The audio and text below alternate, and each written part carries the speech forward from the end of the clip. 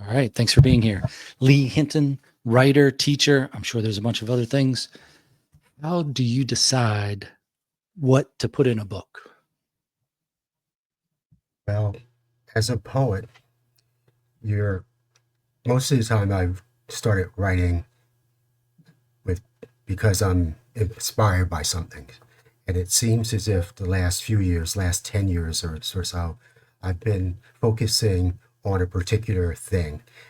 It's kind of like I kind of compare it to how you might be, how a regular average person might be wandering around and you read a book and you're fascinated by the book and then you read another book about the same subject. Or you may have watched a documentary about a particular person, so then you read the biography. So for me, I may write a poem because I'm inspired by something, and then I find myself writing another poem, and then maybe another poem. Right now, for example, I'm focused on probably two things that are kind of at the kind of opposites.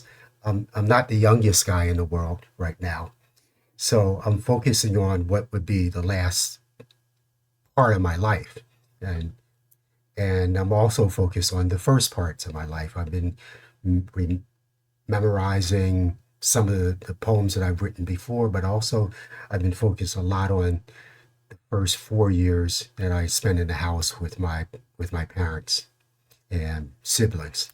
So at the two sort of the beginning of life and the end of life, I may still be around 10 years from now, but this sort of feels like the last part of my life. Hmm. I guess that's a good thing and a sad thing at the same time. But I mean, it can still be good. It's, I think that's where you get a lot of like thankfulness or gratitude is looking back on things and going, wow, it's been pretty lucky. Or if not lucky, at least some experience is collected. Yeah, it's kind of interesting you mentioned gratitude because right now the working title for the book I'm working on is called Roots of Gratitude. Hmm. So Nice. uh, I'm It's really nice. reflecting on all the how I got to be where I am now and also in the moment where I am right now. And I kind of say that because full disclosure, at least semi full disclosure, a couple years ago I had surgery for prostate cancer. And I'm in this moment, I'm doing okay. I had surgery 2 years ago, but then it spread last year, so I had radiation last year during the summertime, and I call that time. That's how I spent my summer vacation, radiation. Mm-hmm. Uh, but right now the numbers are okay, but I have an appointment next week, so we'll see. It's sort of every 3 months I go, or anything could change. So that's what makes me a little bit more reflective about where I happen to be in my life and what I've done and what I want to do and need to do before everything shuts down. Yeah, I think we all know of our mortality, but we choose not to think about it a lot until you get something that forces you to think about it a little bit more. But Yeah, yeah, that's I think interesting. you're right. We sort of know it intellectually, particularly after we get to be maybe 12, 13, uh, in a typical life. But we may have problems of our own, or we may have friends or family that pass away. And so we intellectually know we have to go to a funeral. And then we don't really think about it until maybe someone really close to us, sibling or parents.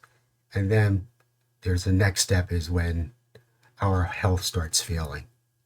If we're lucky enough to have that happen, sometimes it's just sudden car accident. So we know it, but then we, we have to personally experience that, I think. Kind of like love. Yeah, I like that. I think that's the reason for life is experience and perspective. So it's, I remember being young working in a shop as a mechanic and seeing the older mechanics with back pain and then just going, why in the world would you walk around like that? Like it can't be that bad. And then not too long later, having the back pain and going, oh, geez, this is exactly how you walk. I'm walking around like JJ. Yeah, Yeah, it's tough. it's it's always those experiences that bring things home to us. Yeah. And maybe it gets to the point where you get enough of those. It seems for me like around 30 or 40, you start to go, oh, okay. And you maybe empathy is a bigger thing in life. Like, I think that was one of the things I concentrated on in my early 20s going forward, was trying to see things from other people's perspectives. And you can get too much of that or too little, and you got to find that bound in it from just policing. Like, if you have too much empathy, you're never going to do anything. You're not going to make any charges or any of that. You're not going to arrest anyone. But then you got to think, well, I'm out here to protect the other people too. So you got to do these arrests to do order maintenance through whatever laws you're enforcing. So Hmm. yeah, it always made the difference to go, well, let me think about it from their view. And I think if I was at a job interview now and somebody said, what's your best, maybe a job interview 10 years ago, if somebody said, what's your strength and your weakness, it would be empathy is both of them, because you want it, but you don't want too much of it. So it's Yeah, I think you're right. You have to have empathy in order to really interact with the world in an appropriate way, but you can't have too much. Much like almost everything, you have to have a balance between uh, those what even positive things. You can't be overly generous and give away all your money so you can't pay the mortgage. But right. you shouldn't be the kind of person that saves all your money or spends all your money for yourself and you never care about anyone else. And you don't buy a Christmas present for someone because you'll say, I need to save my money, or I'm not going to give to charity because I need to keep my own money. There has to be a balance always, I think, with most things in life.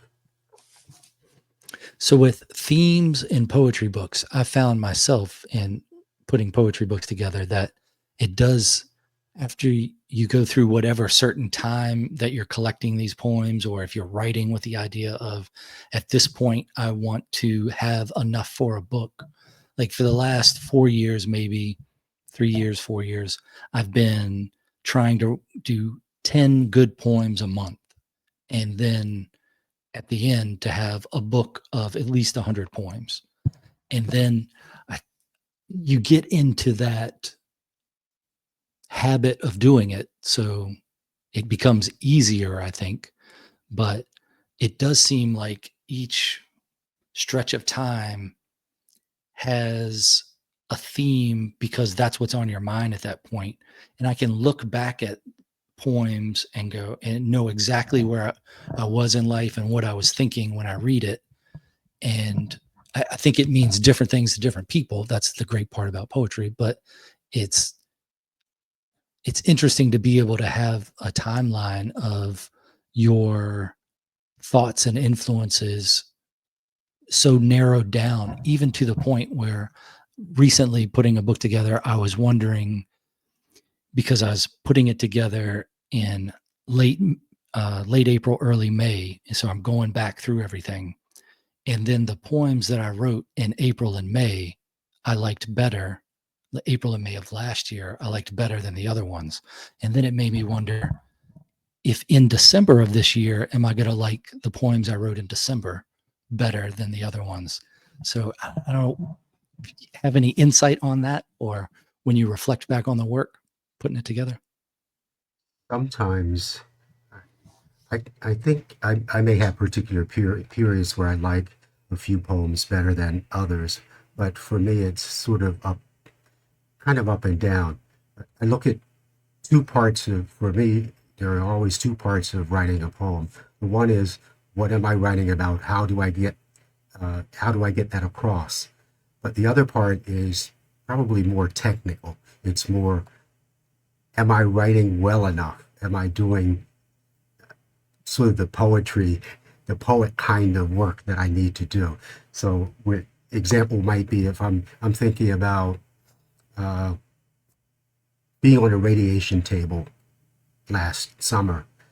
I may have an idea that feels pretty good. Those the details of the idea and how I was feeling and all of those. But that might be really good. But this next part of it is, how do I put that on paper, and how do I write that? And it's not just for me. It's not just a matter of writing words down.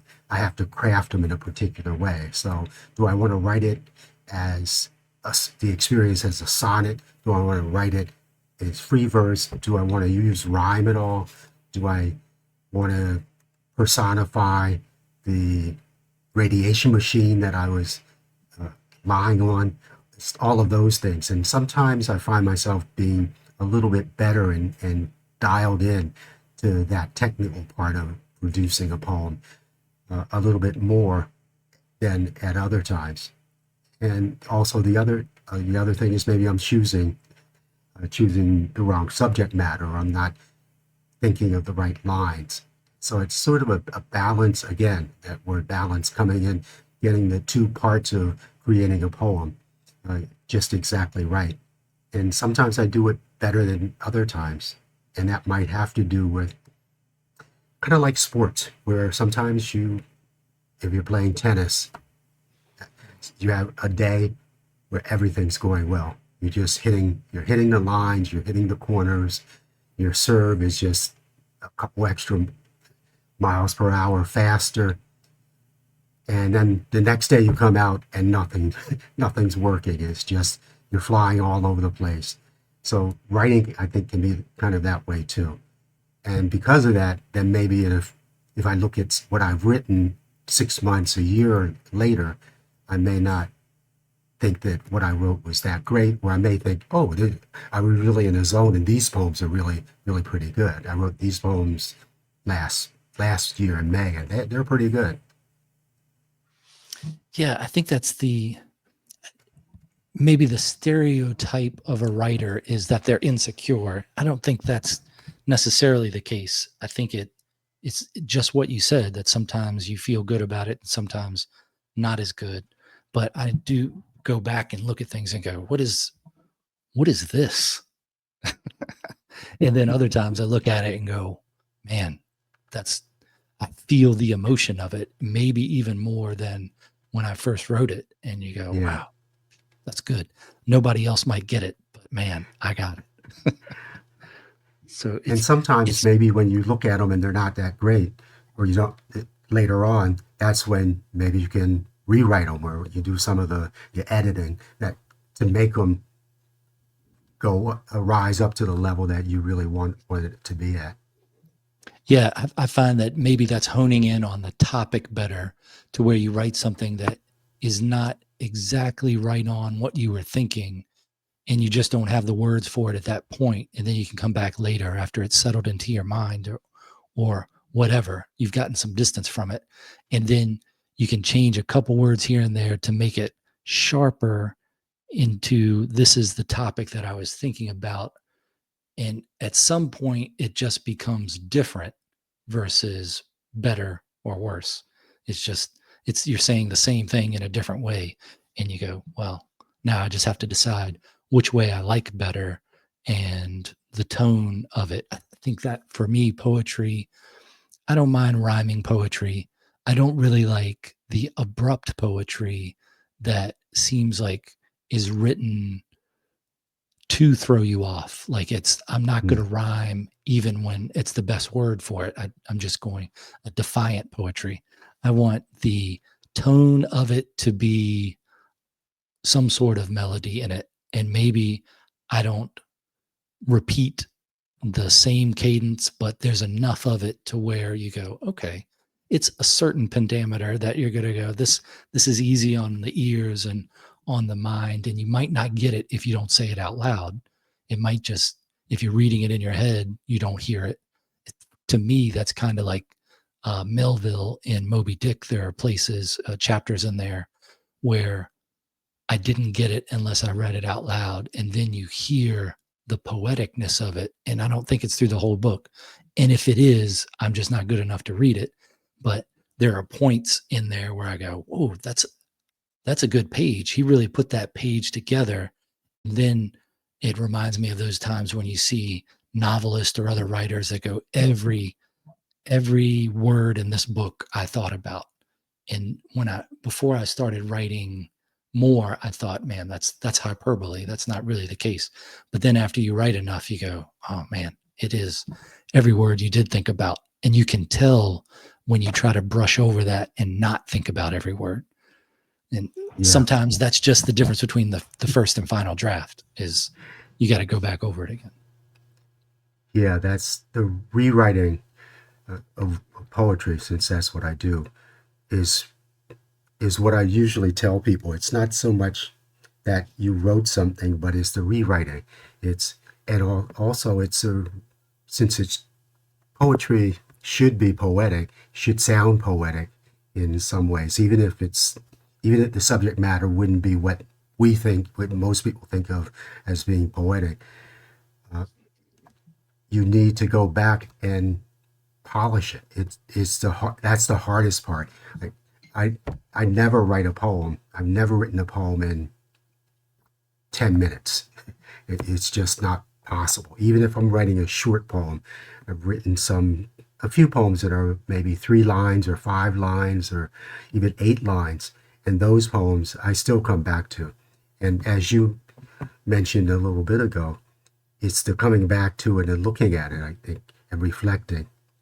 But once you do that, and even in the midst of doing that, reading it out loud to yourself also helps, because I remember being a young kid and reading. I always read a lot, but you're reading lots of words and you know what those words look like. But many of the words, if they're new words, you don't know what they sound like in the mouth of a typical person. And that's when you need to, I remember saying, oh, that's what that word is. That's what that word sounds like, because I've never heard it. I could give you a definition, but I read it in books from here to there, but I never heard the word. So when I'm writing, I write everything, and I don't write the whole poem. I may even write 2 lines and then say them out loud to myself. And well, that sounds pretty good. As you said, the cadence sounds good. The vowel sounds are make some sense. The repetition, if I'm using repetition, that makes sense. It feels good. But other times I say, no, that's not right. I need a word, maybe an adjective here that is not 3 syllables, because that throws off the cadence, but maybe only 2 syllables or 1 syllable, depending on what I'm writing. But the other thing that goes along with that for me is that poetry is a wonderful thing in that you could probably go almost anywhere in the country and find a poetry reading. You can, that's not the case with lots of other kinds of art. If you're a painter, you can't necessarily, maybe you could set your paints up outside of your house or apartment, but that's probably not what people do. But with poetry readings, there are poetry readings all over the place in big towns and small towns. So what I do sometimes is if I've written something, I think it's finished or close to finish, or I think something's wrong with it, I'll go to a poetry reading and I'll read that poem. And then I may, for some reason, reading it to a group of people is a little bit different than reading it to myself in my room. And I've more than one time I've read a poem at a reading and said to myself as I'm reading it, oh, that's what's wrong with it. I got it now. Yeah. And then I'll go back and make an adjustment or make the change. That's cool. Yeah, I don't do a lot of poetry readings, so I don't have that insight, but it makes sense. It is a different feel when you're reading it to somebody versus yourself versus out loud and not out loud. How do Yeah, you, when you write a poem, how do you know when it's done? it's probably more of an instinct And a lot of times when I think it's done, it's not done.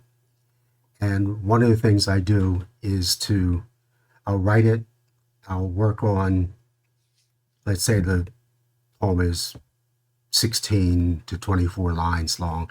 I'll I'll start working a poem, and the beginning isn't necessarily what I write first isn't necessarily the beginning of the poem.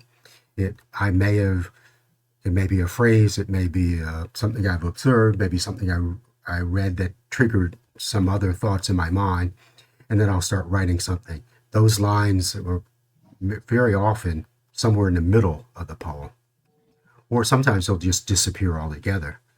After I've written the poem, I'll say, "Oh, that was nice. Thanks for helping me get into this poem, but I don't really need you anymore. Have a nice life." And but I'll write and write until I think that this feels like it's done. And then I will sometimes read it or give it to my partner and let her look at it and see what she thinks of it. She's a poet too. And then if she says it, and she may say, "Well, I think that's a good start," then I know I need Mm. some more work to do. If she says, "Wow, that's pretty good," then what I'll more than likely do is put it away. Because I don't have to do anything with it. It's not like someone asked me to write a poem for them by the end of next week. So I'll put it away for a while, and then I'll come back to it, and that distance will sometimes put me in a different headspace, and I'll be able to look at it, and I'll think again: what does this look like? What does it feel like? How does it sound? And if I say at that point, "Oh, it looks pretty solid to me. I think I've said what I wanted to say in the way I wanted to say it," then I know it's done. But I've made changes after poems have been published, and I've made changes after a poem that's been around for a few years. I've made not big changes, but I made a couple of changes. I have a poem here in Lancaster that's outside a baseball stadium, and it's called Our Ballpark. And it's a good, solid poem. It's probably a poem that probably one of the poems I'm most proud of. However, when I read it to other people now, it's different than what if they were to go see it outside the ballpark. There's a couple lines that I've changed because after a while, I looked at the poem and said, "No, that's kind of awkward. I need to make this change." So I make those changes. It's not in a book anywhere, and if it is in a book, it'll probably be the way I've rewritten it instead of the way that it is outside of the ballpark. Yeah, you need to do a compilation of poems that were adjusted. When you write, do you have a specific time and place that you try to sit down and say, "Now I'm going to write poetry," or you do it a different way? My methods changed over the years. There was one period, probably 2012 to 2015, when I was living by myself at an apartment. Didn't really have, I was retired, so I didn't have to worry about going to work or anything else. And what I did was to get up in the morning whenever I felt like it, which was normally about 6 o'clock in the morning. And I would make some tea, sit down in front of my laptop, and start working on a few ideas that I might have had. And whichever one sort of called to me most is the one I'd work on. And I do that for a few hours. I get up from my desk and maybe get some more tea or have something to eat. And then I would work some more for another few hours. After that, I would then do maybe some things I needed to do, run out, go to the grocery store, or whatever I had to do in the afternoon. And then in the evenings, after I ate something, I would probably go back to my laptop and look at what I was working on that in the morning and work on that. I did that for about 3 years, pretty regularly, without without really trying to. I didn't have to. There was no point where I said, "Oh, I don't want to do this. Let me turn the television on instead." I wanted to do it, and it fit my life really well, and I liked that period of time. But it changed because my mom became in need of our services, so I started helping to take care of my mom from about 2015 until she died in 2020. But right now, my the way I usually work is that I get up in the morning and I'll think about writing some poems and working on some things. And if I have the time, then I will do that. But sometimes there are other things that call to me. There are things that my situation is different now. There's a house to be taken care of with my partner. There's a dog to be walked and attended to, and those kinds of things. And so I usually just fit it in where I can.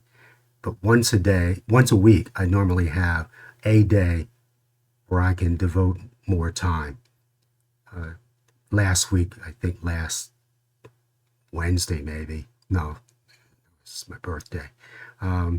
Last Friday, I have more time, so I can sit down and spend a few hours just working on some poems. Do you take notes throughout the day when ideas occur, or are you limited to just those times that you sit down and say, now I'm working on poetry? What I try to do, and I'm not really good at it, is that I have a journal that I keep sometimes with me, but sometimes it's not near me. If it is, then if I see something or I hear a phrase or there's an idea that pops into my head, then I will jot it down. Sometimes what I do is to just try to remember what it was that but I've lost ideas that way too, where I just haven't been able to. I'll go to a poetry reading and hear someone write a poem about something, and I think, oh, that was pretty good. That reminds me of this other thing that's kind of adjacent to what they were talking about. And usually in those cases, I'll remember it because while I'm sitting there at the poetry reading, I sort of check out and I'll keep remembering. I'll just say it to myself, okay, this, you want to write about this, you want to write about this, remember this, remember this. And then when I get home, I can start jotting it down and working on it a little bit. But One of the things I'd like to be better than at that. Yeah. One of the things that changed for me when I think about different technologies that improved my writing was probably early 2000s. I got a pen that you could, when you clicked it on near the tip of it, it would glow. Like it was a small light, not a very bright light, but enough that where you could see what you were writing. Oh, So in the middle of the night, you don't have to turn a light on. You just have your pen and you start writing there. oh, And that's nice. that changed things a lot because I could capture more of those thoughts. And I've written poems about things I've forgotten, not about the things I've forgotten, but about forgetting those things and how, Yeah. Sometimes they go away, sometimes they come back, and I'm not sure where those thoughts go when you never get them back. But the other thing now that changed it is the phone, where I can just have the notes feature on the phone and write down whatever I'm thinking. And if it's a line for, like if I'm writing a book and it's somebody's says something, like, oh, this character is going to say this thing. So I'll put that in there. And if it's a poem type thing, then I usually put a time and a date with it because I track I don't have a spreadsheet on it, but I do track a little of when my best, most receptive poetry times are. For me, it's between like midnight and 3 a.m. is a pretty good poetry writing time lately. And that doesn't mean that you don't get those ideas throughout the day, because you do. So you write those things down. I think that's the big thing that separates a writer from not a writer is writing. You got to write those things down. And then Yeah. you come back later. Then you get in the conundrum of, how do I stay ahead of these notes? How do I organize them? And, those are other things you have to figure out. But capturing those thoughts, and sometimes they're things that you just set aside in a folder and say, these are some ideas. I'll come back to them if I need these ideas. But right now, I don't know where they fit in. And if I know where they fit in, then I'll put them in those files. Like if it's for this story, this type of poem, this screenplay, or whatever it is that I'm writing. But it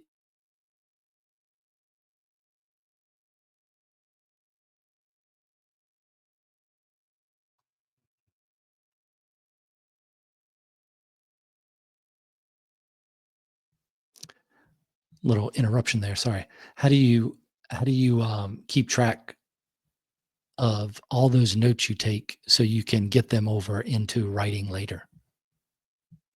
I have probably a couple of different documents, that Word documents, that I'll jot down lines or phrases, and it just keeps running. One probably is about 30 pages long. Another one is probably more like 5 pages long, and a more recent one would be 5 pages long. And every so often, probably at least once a week, I'll go and just start reading those. If I'm not working on a particular poem, if I'm working on a particular poem, I don't look at those things. But if I'm not, and I'm sort of looking for ideas maybe, or lines that I may have used, I'll go and I'll read those things, and I'll say, oh, okay, that's right. I remember what I was thinking about then. Maybe I should start working on that as a poem. And sometimes, amazingly, when I'm sleeping or in those dream states before I go fall asleep, and when I'm waking up in the morning, I seem to have ideas or things that'll remind me. It's almost like someone says, hey, remember that line you wrote 3 weeks ago? You should check that out. That might fit into what you're doing right now, or maybe that's a new poem. So then I'll get up and I'll start looking at that and think, oh yeah, I do see how that could be a poem. And then it's a matter of how it's going to be a poem. So that's what I tend to do. Sometimes technology is wonderful. I may, I'm out somewhere, I may send a text message to myself with the phrase. So because it's a text message, then it'll pop up back to me as a text message, and it doesn't get lost or ignored. I have to at least see it again, one more time at least. And then I can transfer it over to the Word document or do something else with it. Where do you think those poetic thoughts come from or originate? I think it's our unconscious interacting with our conscious. I think most of us have lots of things we have to do. We have children to take care of, friends to see. We want to watch a baseball game on television. We need to call our parents. We have so much we have to do that we don't have time for some of the things we really would want to do. And if we really want to do it, our unconscious will sometimes remind us, oh, there's also this part of your life too. You're doing a great job of mowing the lawn or trimming hedges, but there's this poem you wanted to write, and you were thinking about how, when you were mowing, you were thinking about how green the grass happened to be, or how that contrasts to the green and the leaves of the trees, or aren't the dogwoods really more beautiful this year than they were last year? But as you're mowing, you're just mowing, and then that goes aside, but it's getting registered somewhere inside. And occasionally, I think your unconscious will sort of tap you on the shoulder and remind you of those kind of unconscious, conscious ideas that you want to talk about. In my case, write about. Do you subscribe to the idea of like the poetic muse? I think sometimes there is some of that, but I think you may have a particular person who does that for you. But I think much of it is what's inside of you. And I think that poetic muse is that unconscious. I think someone asked me, or several times people have asked me, or sort of stated that poets you're special because you're a poet. And I tell them, what makes me special is only the fact that I write it, not that I don't feel any differently than the average regular person. If when my mom passed away, I was sad, and I'm still sad.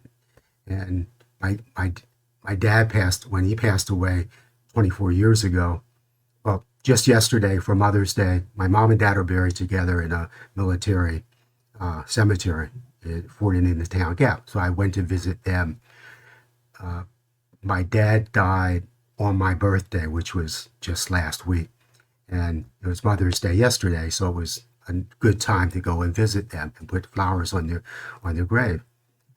And I'm extremely upset and I was crying yesterday. I admit that, but I'm not any different than anybody else who's lost their mother or her father. They feel the same way I feel. They feel lost. They miss them.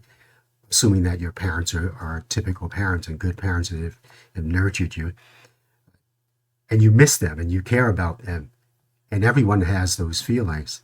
It's just that I may sit down and choose to write about them, and that's what makes me different. Not the actual feelings. We all have those kind of feelings, but we just don't. Some people just don't do it that way, and that's my creative outlet. Other people have other creative outlets. What they may have done yesterday is to bake a cake because they thought about their mom and how their mom gave them this recipe, and that's their creative outlet to bake that cake that your mom taught them to bake.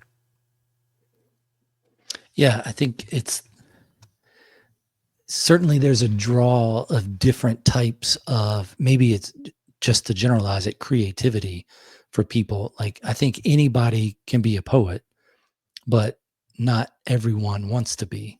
So they want to do other things. And then that's great because you have all those different types of creative outlets. Like, and I think that's one of the great things about when they had, I'm not sure how much they have it in school now, but when they had art class, that you got a chance to try a bunch of different things.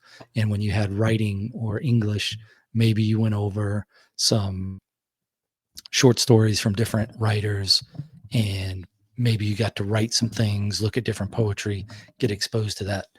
And then it's out there, so you can come back to it if you ever want to. Songwriting, playing instruments, whatever, all those little different things. I think they support each other. But as far as the origin of creativity, I think it does come from within, because it's all your experience and perspective manifesting into these things. As Andre 3000 would say, some time must be invested for it to be manifested. I believe in that.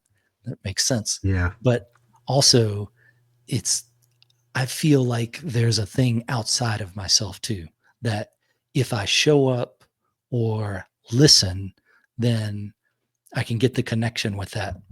So it's, for me, writing a book, like just like a novel, is different than writing poetry. I feel like it comes from a different place, and maybe it's all connected if you look back far enough, or you get back far enough from it and see it's all connected. But I think it's these different little, maybe it's just visualizing it in my mind, but I do wonder, like, when I get in that creative zone of poetry, if I'm connecting with something else, whether it's within me, outside of me, or both, that I wonder what that's doing when I'm not connecting with it. So then I feel a little guilty if I'm not if I'm not hearing those poetic things that come out during the day and writing them down and capturing them. I feel guilty if I don't. So I have to write those down. And then I got to take that next step of, now after it's written down, how do I arrange it? And what does it mean? And I got to think about it and all that. But I do visualize those writing things as like a guy in an apartment with the blinds closed, and he's walking around in a robe, maybe drinking milk out of the carton. And that's the poetic force that's just waiting for me to talk to it, to interact with it. And then I wonder if that's different for different people. Like, they have a different connection to that creative force, but it's the poetic connection. And then, I don't know, I can get lost in the thought of it sometimes. But have you ever considered any of those things? Do you visualize those things? I I think so. I think there is part of that that's outside of ourselves that that we can't really explain. I don't think that I'm a tool or a vessel that comes like the gods will say, "Hey, Lee, well, here's your next poem." But I think there is something that sometimes is magical, mystical about writing some particular poems. There are poems I could sit down with poets.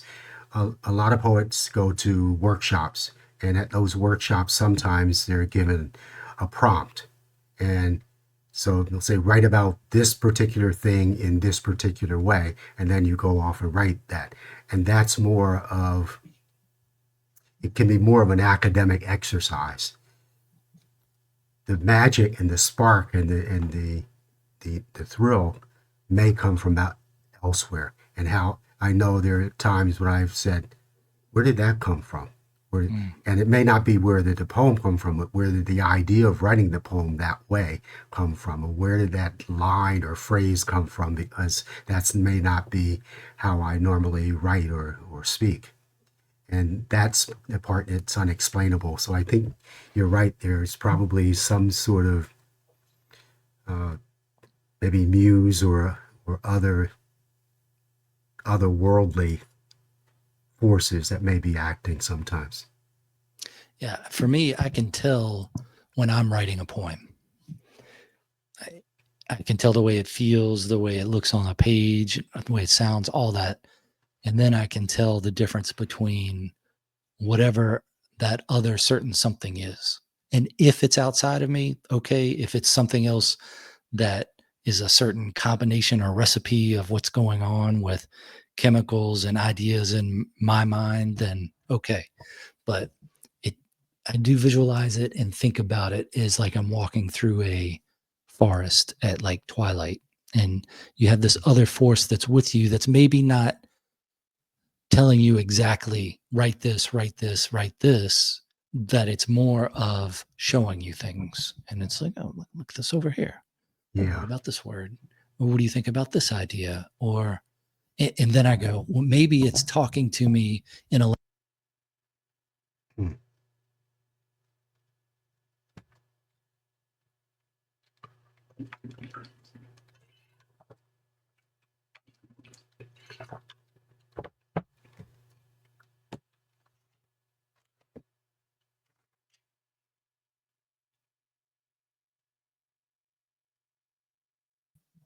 All right. Sorry about that. I'm not sure what the drops are, but can you hear me?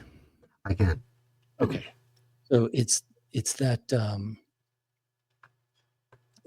kind of a guided tour, and then I wonder if it's because I don't understand the language of that other thing, or maybe I'm not capable of. Like if it's a force that's larger than me, then it would make sense that I can't translate what they're Mm-hmm. trying to say to me. That it's more in if I'm listening to a foreign language that I don't understand, you can kind of get it from the tone and pitch of it of what they're saying. Like you can tell if a person's mad at you. We can tell if Yeah. a person's consoling you. All these other. So maybe that's all that's coming through, and I pick up on the feeling of it, the tone and pitch, and then I'm just trying to find the right words that I know to put in there to get that feeling just right. And I think that's the biggest difference between being able to tell what when I write and when it's tapped into something else is because when I select a word that I would normally select, I go, that's not exactly right. So I have to use another word. And then I go, okay, that's closer. It may be not exactly right, but it's closer than it was when I wrote it the first time. I don't know. Yeah. I think the experience and the motivation for writing a particular poem, or at least the initial writing of the poem, is much more mystical and much more of a situation that we may not be able to articulate, but it's later on where that's more of the purposeful choosing how long that your line is going to be. All of that, that's sort of the academic stuff, the stuff you learn. But how you write, why you write, what uh, everybody's using seems to be using mindfulness, that word mindfulness, but that's what I think poets might be a little bit more attuned to that, and always have been. They're the ones who have paid attention. So the way you describe going through a forest and maybe something tells you to look over here or look over there, that's the mindfulness that you have. That's something that not everybody has, though. Many times, like I mentioned with my the mowing of the grass, some people are just mowing the grass and they're not thinking about anything else, and not how they're thinking, well, the grass is long, I got to get it shorter, and that's it. That might be a difference with some people who are inclined to write a poem. It's not that the person may not care, but they have to be mindful. They see we all see the same things. We just register different things. Yeah, I think for me, the three things of writing, the three most important things of writing, or what writing has taught me, is number one, writing. So you have to write, you have to listen, and then you have to think. So, and listening, I think, might also encompassing seeing. Like it's those senses mixed together. Like, don't talk so much, just listen and see what's going on. Look at the area around you. Be observant, maybe, is a better way of saying it. And then you have to think about it, because a lot of stuff just brushes over you. It's like before I worked on garbage trucks as a mechanic, I didn't see a lot of BFI garbage trucks. But then after I became a mechanic and was working there, I saw them all over the place. And I think that's the case with creativity. It's once you pick that medium, then you're like, oh, okay, I notice that now. Like if I'm a painter and I look at a painting, I notice the brush strokes, but I might not do that if I'm just a regular person walking through looking at paintings. I just see the one level of it. Yeah, you're right. How do you measure success for a poet? For a poet or for myself? Both. There's probably different ways of that probably apply every poet, and for myself. For me, I think that at some level, what I'm thinking about is, did I say what I intended to say? If I had an inspiration to write a poem about a particular thing, and in my head, before I even sit down and put pen to paper or fingers to keyboard, I have all those poems are perfect. They're uncreative, but they're perfect in my head. My success is when I'm finished writing the poem, whether that's 2 weeks or 2 months or even 2 years later, how close did I get to that perfection? And if I get pretty close, I almost never get 100%. But if I get to 90%, then I feel that I've been successful in writing that, because I conveyed the feeling and the inspiration and what I want to convey to someone who reads it without me being around. The poem has to stand on its own. So I want to make sure that I write something that I can just give to somebody. No introduction, no explanation, nothing about, well, I just started because I was doing this or that, because I won't be there, hopefully, when dozens or hundreds read a particular poem. I'm not going to be there to explain anything. So the poem has to stand on its own. So if I get from my inspiration to that poem, and the poem conveys 90% of what I hope it would convey, then I consider that particular poem successful, and that I've been a success in doing that. But I also think that there's a level of what other people think about it. And I know in some ways what we can't be hung up in what other people think about what you do, whatever that happens to be, whether you, again, going back to mowing the grass, whether they happen to think you mowed the grass incorrectly or not, You can't be hung up on that. But you do want your work to be appreciated in some way. So you can't live in a bubble and saying, I wrote this wonderful poem. I'm better than T.S. Eliot, Shakespeare. Just doesn't really matter. I'm really great. What do other people think about your poem?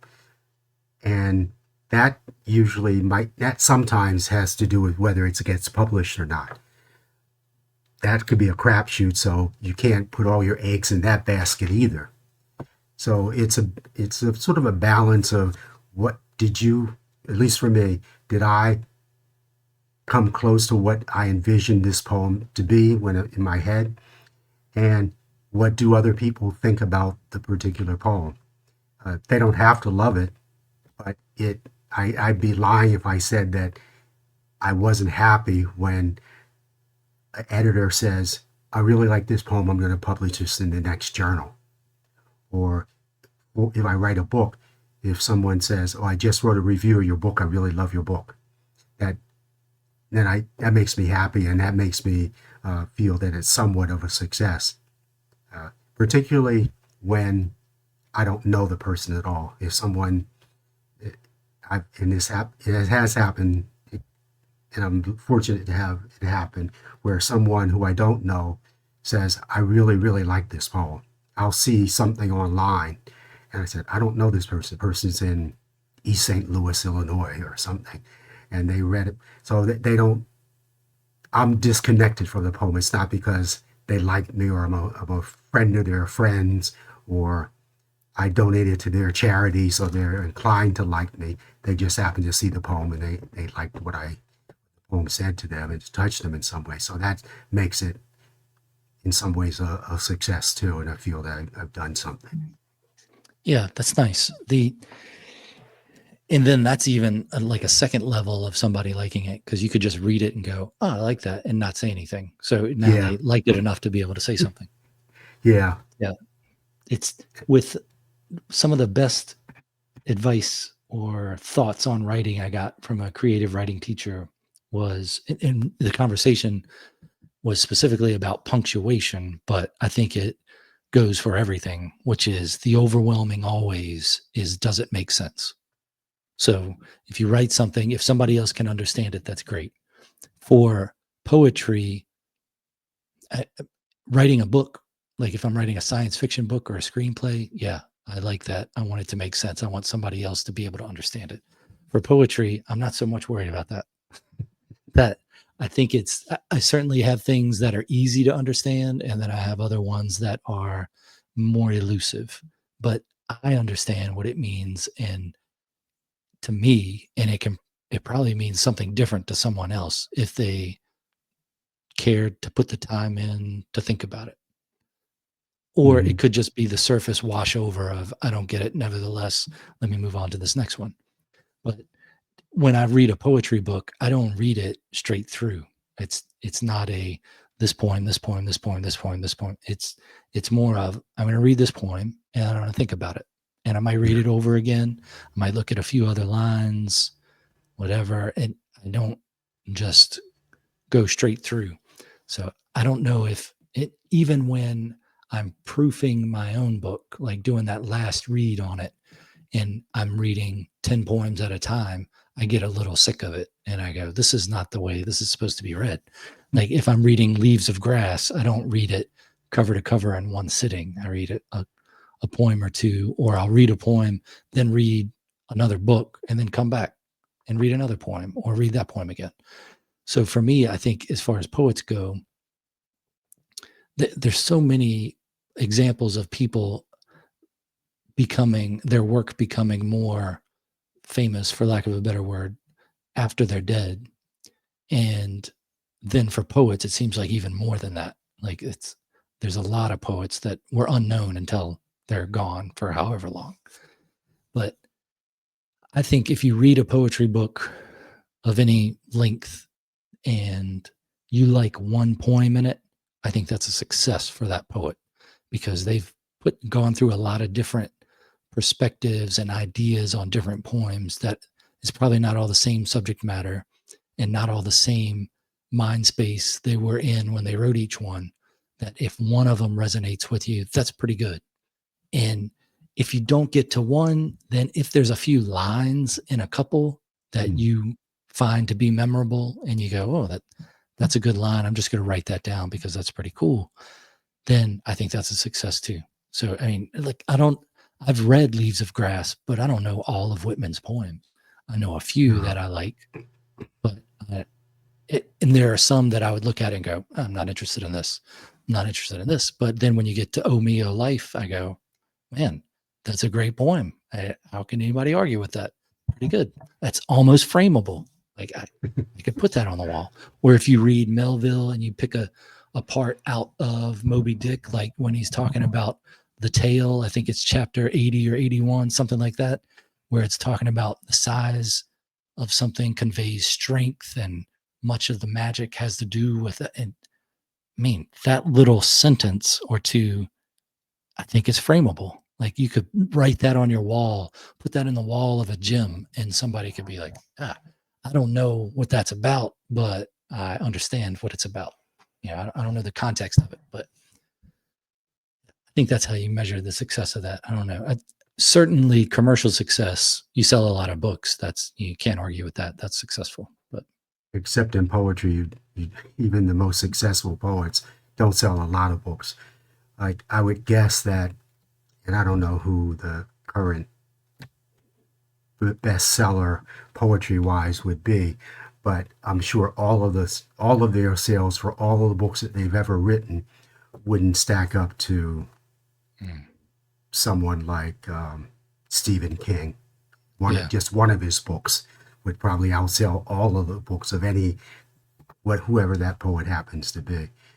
Yeah. I think you're right. Also, I agree with you that if you can find something in a book of poetry, one of the things it's interesting that most poets I know are looking at trying to have a book. Yeah, I want to have a book. I want to have a book, and I point out, well, with the exception of probably Leaves of Grass, and there might be one or two other books out there. We don't care about poets' books. We care about the poems. It's the individual poems that we quote. It's not, oh, did you read? It's not like Moby Dick. Did you read Moby Dick? You read the whole thing. Did you read Invisible Man, Ralph Ellison, or Gatsby, Great Gatsby? Although there's some great lines in Gatsby that you just remember. But with a book for a poet, that's usually not the case. It's, did you read the book? Yeah, I read the book. And this poem is really great. You should see this line here. And for all the dead poets like Robert Frost, most of us would be hard pressed to name a book that he wrote. But Stopping by Woods on a Snowy Evening, we can talk about for days probably. So it's usually and maybe that's the nature of poetry. Poetry is usually condensed writing. It's about something, but it's more condensed. You aren't going to get 3 and 4 and 5 pages of a poem most of the time. There are poems that long and even longer, but usually it's condensed. And maybe it's our love of it that's also condensed. It's the poem itself, where it's the beautiful lines that Mary Oliver wrote that we keep quoting. Yeah, so it's those bite-sized pieces. The bite-sized pieces of it. I think that's one of the things that makes the Bible and Shakespeare so well known, is because you have those little sections of it that somebody can take out and go, well, I'm going to use that little piece. And then when you look at just how much in U.S. culture is Shakespeare, it's amazing. When all the little sayings and everything, and you go, oh, okay, well, I guess it has to be like that in other cultures too, where if you had a famous person inside of that culture that was well known and said some things that's probably quoted like we would quote Shakespeare. Yeah, I think you're right. There's probably some 16th century Japanese writer or poet who gets quoted all the time in Tokyo. certainly Sun Tzu probably gets his fill of things. And then Mhm. you go back to like Marcus Aurelius and just people that wrote stuff down. I don't know if it's still said today just because it's written down. That's probably has something to do with it, but it's also, it means something to everyone. So there's a truth in it that helps it live on. And that's probably has a lot to do with the universality of life itself. That it doesn't matter.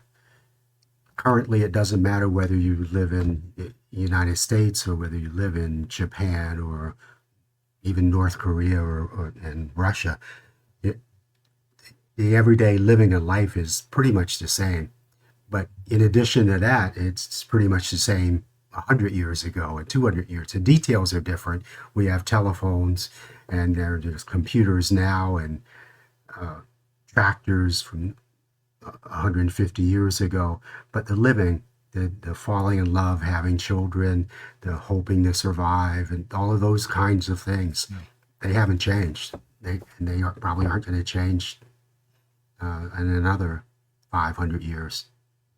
Yeah, there's probably something to be researched into that as far as the creative source talking or interacting with everyone, and how those thoughts are just recycled over and over again. And that maybe if you had a thing that occurs to you and you don't write it down and you forget it, maybe it moves on to somebody else until it Yeah. finds someone that says, oh, I'm going to do something with this. And maybe that's the difference between any type of artist in their craft, certainly with a poet, is that you're receptive to it. So that creative source goes, oh, okay, well, this is somebody I can work through. So here we go. In Star Trek 4, when I can't remember the actor's name, but the guy that played Doc in Back to the Future was playing a Klingon in Star Trek 4, and he quotes Hamlet and says to Kirk, "You haven't read Shakespeare until you've read it in its original Klingon." It's great. It's great. I'll have to see that movie again. Yeah, it's classic. With your teaching, what kind of teaching did you do, and how did it affect your writing? Well, the teaching I do really has to do more so in working with other poets or workshop, not so much that I taught at a college or anything that way. So occasionally someone will ask me to be involved in a workshop situation. Maybe 5 or 6 years ago, locally, one of the great young poets here wanted to put a workshop together, so he asked me to teach the workshop, and he said you could teach anything you wanted to. So I had to find an idea that I wanted to work with. It was set up to be 8 weeks and about 2.5 hours once a week. And I decided to make it about form because I didn't really write in form. I've never written a sonnet, and most poets write in free verse. So there's something to be said for writing in form. So I taught, I think, 6 different forms over the 8 weeks. The first week I couldn't give them an assignment because I hadn't met with them. And the last week was a reading of everything that we wrote during the 8 weeks. So someone will approach you that way. Or in New Jersey, there is Winter Poetry and Prose Getaway with an organization that has asked me to be part of their faculty. And so we'll sit around at a workshop, and I will ask, everyone's written something, and they'll read it, and then we'll talk about what's good about the poem, what maybe improvement. I think for myself, to answer your question, it helps me to focus a little bit more on my own craft. Is this poem, can I step outside of myself and look at the poem the way other people might look at the poem? Sometimes with the workshop, I'll include my poem and they can critique me if we have enough time. Sometimes there's not, the way that it's structured, there's not enough time for me to be included. If there are 8 people and we only have 2 hours and a 9th person just takes up more time. So I keep myself out of it. But if there were maybe 5 or 6 people, then I have the time to put myself in. And many times the other poets will want to hear what I'm writing. So, and then but I can accept I can accept criticism, and that kind of helps me in the teaching. I think it's sort of like a teacher becoming a student, and that's what I've heard my 2 sisters taught for decades each. And they said as a teacher, you learn as much as you teach.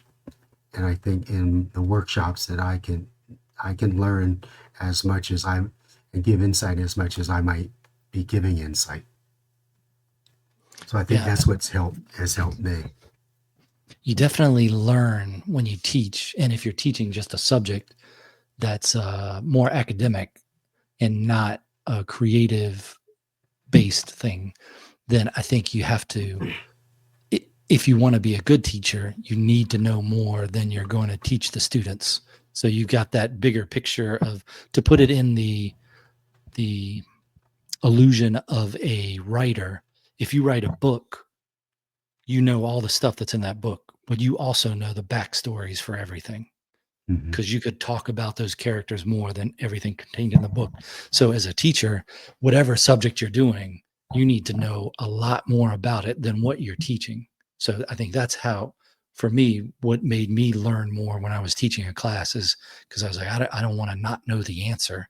If somebody asks something like, when did this happen? Or what was the point of this? Or whatever, you got to know that. And then one of the other things helps is getting those popular like word of the day calendars that came into play 2 or 3 times in my short time of teaching, where somebody would try to challenge you by saying, well, do you know what this word means? And it's like off the subject, but you just go, you say the definition. That was the word of the day 3 days ago, which is probably why they brought it up. But at least you read that too. So, so you only have to have a few times of being able to answer those questions to where you establish that air of you're an authority on the topic, and you go, okay. But I've certainly had some teachers that didn't know about whatever academic topic I was taking a class on, and you can pick that out really quick too. But with the creative stuff, you can recognize somebody that's into it. And with poets, how do you recognize a poet? Usually, what I will ask someone who writes poetry is, who do you read? And if they don't have an answer, then they haven't dug in deep enough with poetry yet. You have to, it's like any particular art. If you don't, we learn how to walk. I've always thought that we learned how to walk because we saw other people walking. We said, wow, what are they doing? In our little kid's mind, our little selves will say, oh, they're doing that. Let me try that. And we start walking, and then we fall down. But we had to have somebody to look at in order to emulate. So when a poet says to me, well, I don't read anybody, or I just write poetry, that's all then you can only be as good as you are. You have to find excellence that's outside of yourself. So I usually will ask someone, who do you read? And if they give me answers, then especially if they give me answers, they go into detail, and they'll say how that particular person influences what they're writing right now. They may say, oh, the poem I just wrote last week it's kind of in response to this other poem I read by X famous poet. And that's kind of how I first get a sense of whether that person is really working on their craft, and they might have something really special about them. And usually if you see them 2 months later, it's another poet who they're paying attention to, as they're absorbing everything from all sources, and they're trying to get better. And the only way you get better, again, using the tennis metaphor is to look at people who are better than you. So you read Shakespeare. You can't. I went to a college. I majored in English, and I went to a college where if you majored in English, there was a course in Shakespeare that every English major had to take. You couldn't avoid it. It wasn't, oh, I could take these things without it. You had to take this Shakespeare course. And you could take some other Shakespeare courses if you're into it. And I kind of believe that if you're writing in English, you need to know Shakespeare. You need to know the masters. You may not have to love all of them, but there are certain ones, and Shakespeare is one of them, who you just need to know about and read some of his work and incorporate that. Because not every poet is an English major, so you don't have to read everything that Shakespeare has ever written. So that's one of the keys for me. And probably another thing is, are they always talking about poetry? And if it seems to be an obsession, then I think there must be somebody here, something else there inside that poet is really, really a special person. If it's like if you play baseball and nobody, you said, well, I just play baseball and I don't really care. I may play baseball every few weeks or so. Then I might think, maybe you don't like baseball that much, or as much as the people who really care and love baseball. You ask, well, have you seen a baseball game lately? I saw one last year. Maybe before the pandemic, I saw a baseball game. But someone else who said, oh, I stop when I'm going past the field and I see the little leaguers play. I stop and watch them because I want to see what they're doing. They may have something, they may have this special connection to baseball. So I think in the same way with poetry. Is that Yeah. really part of their life? Yeah, I like that. It's the way the person talks that I think I first wonder if they're a poet. Like if it's somebody that I don't know is a poet, then it's how they talk and maybe to the point of what they talk about. But it's that I guess you're drawing parallels with how you think and see things where you go, oh, that's a thing I've noticed. I wonder why they notice that. Like if they talk about how trees branch off in a certain way and how when you look at a leaf, it also looks like a vessel in the human body, then you're like, oh, this is not the normal way a person looks at things on the surface. So Mm-hmm. I know it's a writer or a writer mind of some sort. Maybe they haven't figured out that's what they are yet, but certainly it's the way they think. And then I think when you get deeper into it, it's have they dealt with the problems a poet has dealt with? Like, how do you know when the poem's over? How do you know where to put a line break? What do you capitalize? What do you not? Where do you put the punctuation? How do you figure out what the title is? All these little things that you wouldn't think about if you didn't practice poetry. And it's like that Yeah. in all other writing too. Like I'm sure a painter could pick out a painter because they're talking about things that painters think about. Like wonder what kind of brush you're going to use with that. How are you going to do the touch?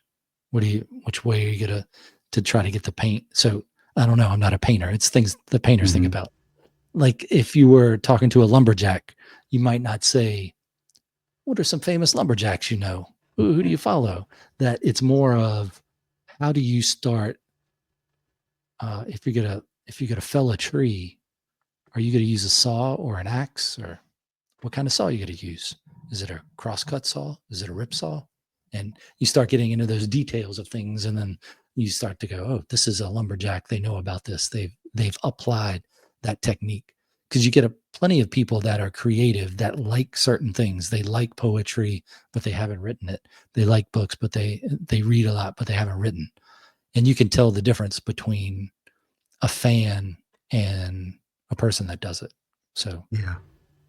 it's interesting. And oftentimes you'll meet people that aren't poets. And then you say, how much poetry have you written? And they say none. And you go, maybe that's something you ought to try. Mm. And write that stuff down. And that Yeah. we're going to go through the layers of what makes a writer a writer. Number one, you have to write it, and then you have to organize it, and then you have to do a little something else with it. So there are things you have to go through. But yeah, that's exciting to see people that have dealt with those same issues that you've dealt with in whatever creative venture, and then you can. It's that sense of kinship for sure. So I would imagine teaching a class of people that have written and want to write is an exciting thing. Yeah, it is. What is the best way for people to follow your work and to see what you're doing?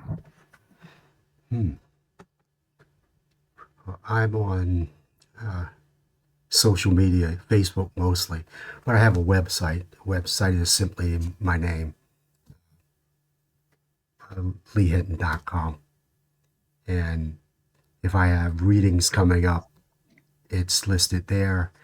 There are links to lots of poems. There are some videos of things I've done in the past, and the books are there. I do a weird thing with selling books because I don't I'm not a big famous poet, so I'm not going to sell millions of copies of any book and be on late night television or anything that way. So what I do is simply tell people that they have to donate to my favorite charity, which is the Lancaster Cleft Palate Clinic here in Lancaster, and I'll just send them a book. So if they're interested that way, and that's explained somewhere on the website too. It is.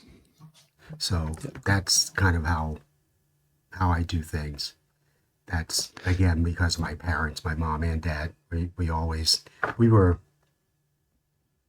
weren't rich, and actually the house that I was thinking about and been writing more about when I grew up had, by the time we moved, it has 2 bedrooms, living room, dining room, kitchen, no bathroom. We had an outhouse, and there were 7 of us.